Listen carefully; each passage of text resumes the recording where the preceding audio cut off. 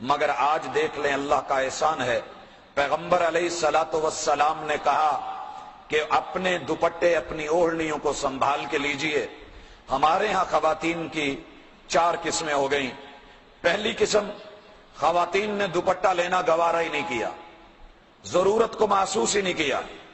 سفر ہو یا حضر ہو، گھر ہو یا باہر ہو، خوشی ہو یا غمی ہو، شادی ہو یا کوئی پارٹی ہو، ان کے ہاں دوپٹہ نظر نہیں آتا، اور اگر کبھی حسن اتفاق ہو بھی تو وہ لپیٹا ہوا، سمیٹا ہوا، تہ لگایا ہوا وہ پرس کی نظر یا ایک ہاتھ کی زینت ہوتا ہے۔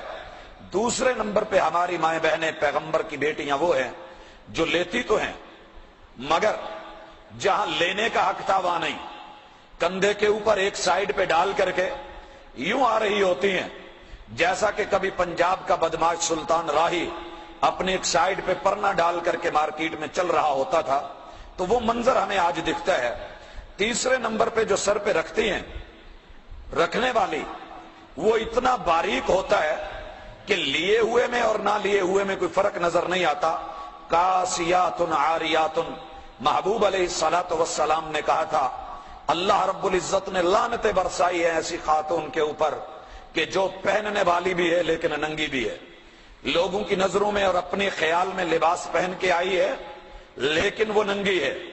اور چوتھی قسم کہ جو لے رہی ہیں ان کا ڈیزائن یہ ہے، کسی مجلس میں ہوں، کسی سفر میں ہوں، حضر میں ہوں، کسی بھی مقام پہ ہوں، پبلک پوائنٹ پہ ہوں، سر پہ ایک مرتبہ لیں گی، پھر جھٹکا دے کے اس کو اتاریں گی، پھر اس کو سر پہ لیں گی، پھر جھٹکا دیں گے، اتاریں گے۔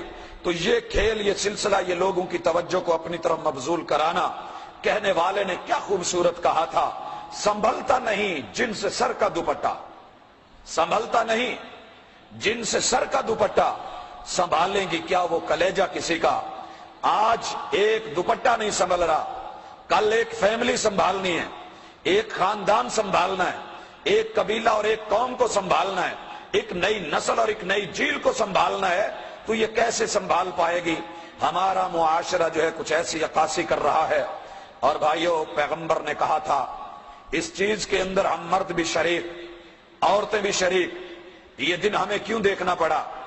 دنیا نے سب سے پہلے جس بند کو توڑا وہ بند حیا کا بند تھا، وہ رکاوٹ حیا کی رکاوٹ تھی۔ پیغمبر علیہ الصلوۃ والسلام نے کہا تھا لوگو اذا ذهب الحیا، حیا کو رخصت نہ ہونے دینا، حیا کو سنبھال کے رکھنا، حیا کو اپنے کنٹرول میں رکھنا۔ اذا ذهب الحیاء فاصنع ما تشاء، جب حیا جاتا رہا تو پیچھے کوئی رکاوٹیں نہیں رہ جائیں گی، جو دل میں آئے انسان وہ کرے گا۔ دیکھیے شیطان نے وَزُيِّنَ لِلنَّاسِ حُبُّ الشَّهَوَاتِ مِنَ النِّسَاءِ، یہ سب سے پہلی محبت جس کو مزین کیا یہ عورتوں کی شہوات اور اس کی محبت، اور دوسری طرف عورت کو اس نے کیا کیا؟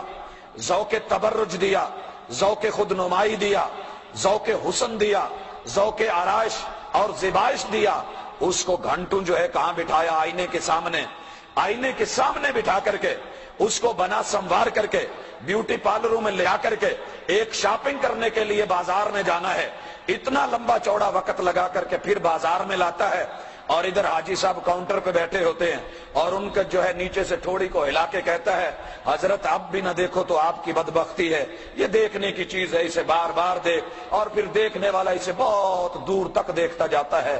کون ہے؟ حوا کی بیٹی ہے، کون ہے؟ محمد صلی اللہ علیہ وسلم کی بیٹی ہے، کون ہے؟ مسلمانوں کی عورت ہے، کون ہے؟ یہ کسی مسلمان کی ماں ہے، کون ہے؟ کسی مسلمان کی بہن ہے، کون ہے؟ کسی مسلمان کی بیوی ہے اور کسی مسلمان کی بہو ہے۔ اللہ اکبر! ذوق تبرج آیا، ذوق بے حجابی صرف چہرے کی حد پر اگر آتا میں مان لیتا، لیکن جب ذوق تبرج آئے، ذوق نمایاں پن آئے اور اس کا شوق بے حجابی آئے تو چہرے سے نہیں، سب سے پہلے آغاز ہوتا ہے نقاب اٹھتا ہے، اور پھر جھکی ہوئی نگاہیں آہستہ آہستہ بلند ہو جاتی ہیں، اور پھر لباس تنگ اور ٹائٹ ہونا شروع ہوتا ہے، پھر اسی طرح اس میں کانٹ اور قطر اور تخفیف شروع ہوتی ہے، گلے کھلنے لگتے ہیں، بازو اوپر کو چڑھنے لگتے ہیں، شلواریں اٹھنے لگتی ہیں، دھیرے دھیرے حیا اٹھتا ہے، پھر ذوق آرائش اور شوق نمائش زیب و زینت بننے سنورنے اور زیبائش پہ امادہ کرتی ہے، پھر حسن بے باک ہوتا ہے تاکہ لوگ شوق